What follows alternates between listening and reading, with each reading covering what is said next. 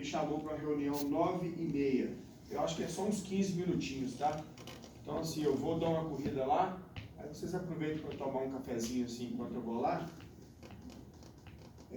Mas é coisa rápida, tá legal?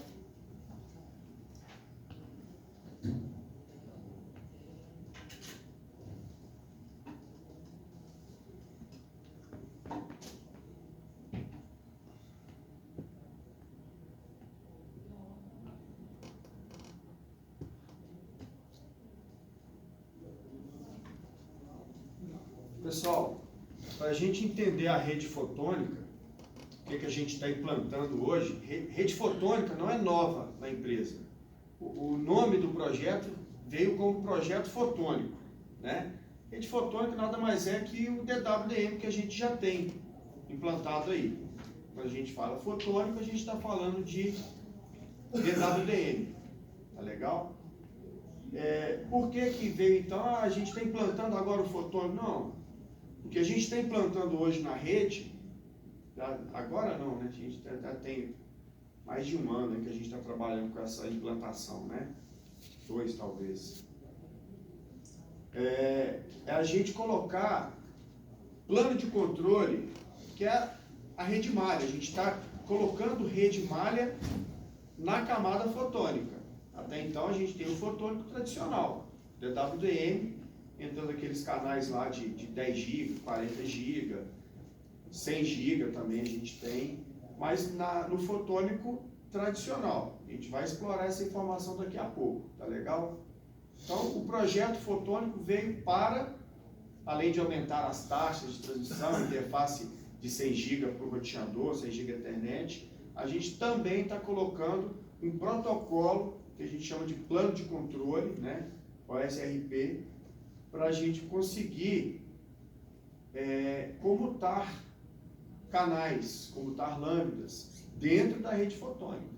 Então, fotônico não é novo. O que é novo? É a gente implantar a malha na rede fotônica. Tá legal? Tem uma diferença da malha fotônica para as malhas que a gente conhecia até então, que é a malha SDH e a malha OTN. Tá certo?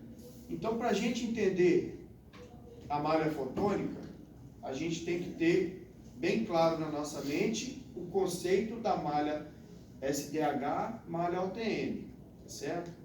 Então, eu começo essa apresentação aqui destacando a diferença entre elas. É importante a gente saber a diferença entre uma rede OTN, principalmente a rede OTN, que também trabalha com altas taxas de transmissão, né? Com a rede DWDM. Tá legal?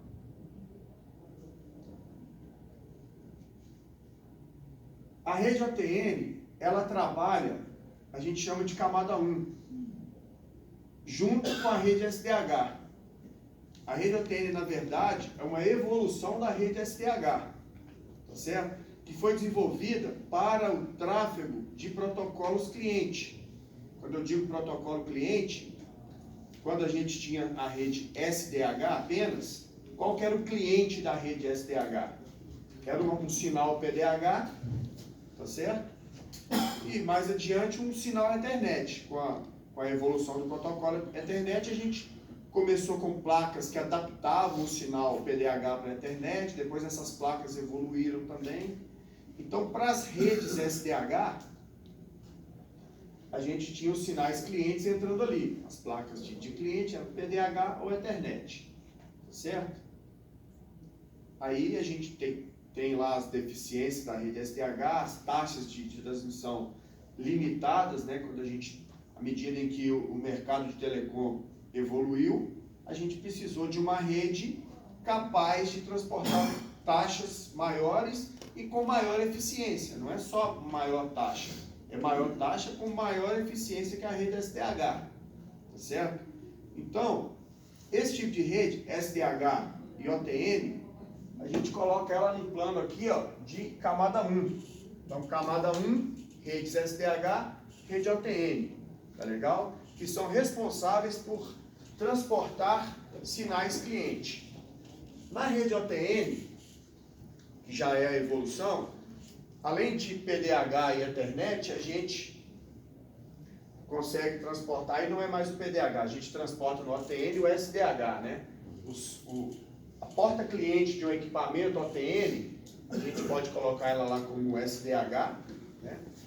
A gente pode colocar como Ethernet, pode colocar outros protocolos que a gente não é muito comum aqui no nosso dia a dia, mas existem outros protocolos clientes também que é possível a gente configurar lá, como o Fiber Channel. Fiber Channel é um que a gente comercializa aqui na nossa empresa.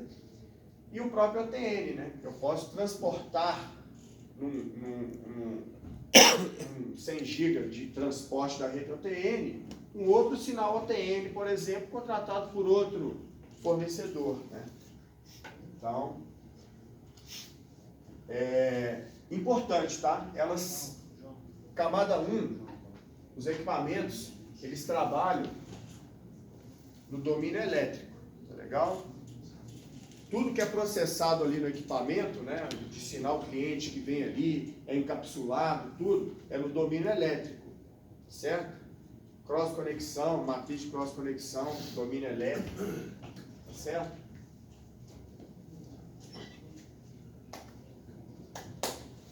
Texto aqui, desenvolvido para novas exigências do mercado, com maior eficiência em função dos mecanismos de correção de erro, certo?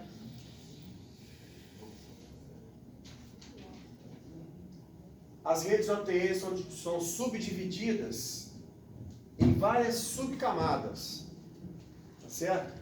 Então, para um sinal de 1 GB, eu vou encapsular num ODU 0, tá certo? Tem um outro slide aqui que vai mostrar melhor. Vou pular aqui. Então, o OPU é o próprio sinal cliente, tá? Isso aqui tem na documentação da rede OTN, mas nas plataformas de gerência isso aqui fica oculto, esse sinal OPU aqui. A gente pode dizer que o OPU é o próprio sinal cliente, porque esse P aqui é de payload, tá legal? O ODU é o cara que vai encapsular o OPU, o D aqui é de data, tá? Então é nesse sentido aqui o encapsulamento. Tem o sinal cliente, ele é encapsulado por um quadro ODU, que depois é encapsulado por um quadro OTU, tá certo? E depois do OTU, o D aqui é de transporte, payload, data, transporte. Optical Transport Unit, Data Unit, Payload Unit. O OTU, que é o de transporte, é o momento em que ele já está sendo preparado para mudar de camada, né? Aqui eu estou na camada elétrica, né? Até aqui eu estou no processamento elétrico. E aí ele vai acrescentar FEC, que é os bytes ali de correção de erros. Tá legal?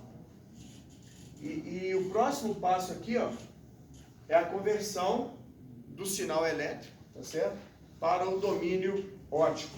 E aí ele já passa a se chamar canal óptico, OCH, certo? Então, onde ele diz ali as subcamadas.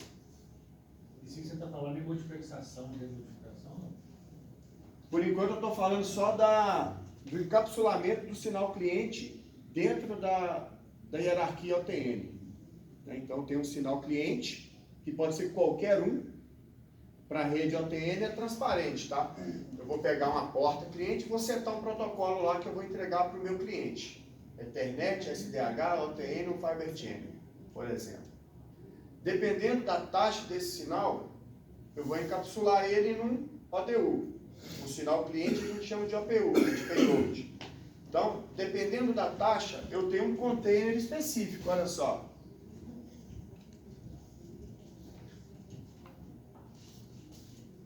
Sinal cliente está do lado de cá. Exemplo de sinal cliente.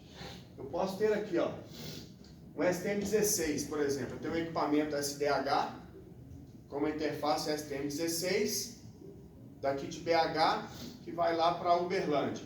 Beleza, esse STM16, esse SDH, eu vou ligar no SDH lá de Uberlândia. Tá certo? Beleza. Então eu vou no equipamento OTN, vou pegar uma placa cliente, vou setar uma porta lá para STM16, vou fazer a conexão desse SDH numa porta configurada como STM16, tá certo? Esse STM16, que equivale a 2.5, tá certo? Ele vai ser encapsulado por um ODU 1, tá certo? Um ODU 1 equivale a 2,5 GB, arredondando ali. Então esse ODU 1 é o cara que vai encapsular o sinal cliente e vai transportar ele para outra localidade, tá certo? Da mesma maneira, eu posso entregar para o roteador aqui de Belo um sinal 10 GB LAN. Esse 10 GB LAN vai ser transportado para uma outra localidade, tá certo? Na documentação tem, mas a gente não usa, tá? A gente usa o encapsulamento. Esse E aqui é distendido, tá? Equivale a 10 também, tá? Mas nos equipamentos que a gente trabalha, a gente não tem esse cara aqui. O 10 GB LAN que a gente usa equivale a 10.39 aqui, ó. Ele vai ser encapsulado por ou um ODU 2E ou um ODU 2, tá? Apesar dessa documentação aqui não estar dizendo isso aqui, eu consigo transportar um 10 GB LAN ou num ODU 2E ou num ODU 2. Esse cara aqui a gente também chama de container, tá? É o cara que vai encapsular o sinal cliente. Tem alguma diferença? Tem algum limite? Que um permite, outro não? Tem. Esse ODU 2 aqui, ó, ele é composto por 8 vezes ODU 0. 8 vezes ODU 0 formam um ODU 2. Para eu formar um ODU 2E, eu preciso de 9 vezes ODU 0. Certo? Então, é maior, né? O container é maior. Tá certo? Na aplicação diária. Na prática, o que isso implica? Vou te dar um exemplo prático mesmo. Nós configuramos já há um tempo já isso. Circuitos da Telefônica, o pessoal comercializou aí circuitos para Telefônica, tá certo? Para atender rede TDM deles, centrais telefônicas. Quando a gente entregou o 10 GB LAN encapsulado em ODU 2, os quadros de sincronismo não estavam sendo transportados. Por quê? Porque esse 10 GB LAN encapsulado aqui no ODU 2 não fica 100% transparente. Então ele bloqueia alguns bytes de controle. E entre eles foi o byte que a Telefônica Vivo precisava para sincronizar as centrais TDM dela. Tá certo? Então, observou esse problema, aí a gente teve que reconfigurar todos os serviços que a gente tinha encapsulado aqui, a gente teve que fazer aqui. Então, por que vocês já não fizeram logo aqui? Porque aqui é a recomendação, inclusive, do ITUT, certo? Você encapsular um 10 GB LAN com um ODU 2E. A recomendação do ITUT é essa, porque aí você tem o 10 GB LAN totalmente transparente. A gente não faz assim porque existe uma limitação na rede da Nokia. A quantidade desse pessoal. A limitação é para as placas de 40 GB. O equipamento da Nokia, a maioria de vocês aí sabe, o equipamento OTN da Nokia é o PSS64. Quais são as placas de uplink do 64? Ou é a SCUP 43 ou é a SCUP 130. A SCUP 43 é um braço de 40 GB, um uplink de 40 GB. A SCUP 130 é um braço de 100 GB, tá certo?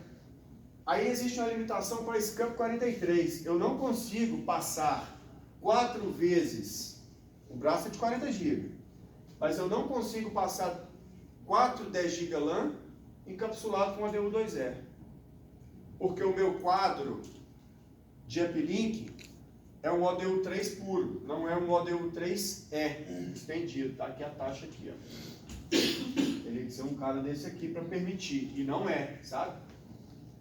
E aí a gente ficou com um gargalo na rede. Quando um circuito desse aqui, encapsulado com ODU 2, precisava comutar para um braço de 40 GB, eu só tinha a possibilidade de colocar 3 lá dentro. Se eu precisasse colocar um quarto lá dentro, ele não cabia. Aí ficava o circuito não comutava.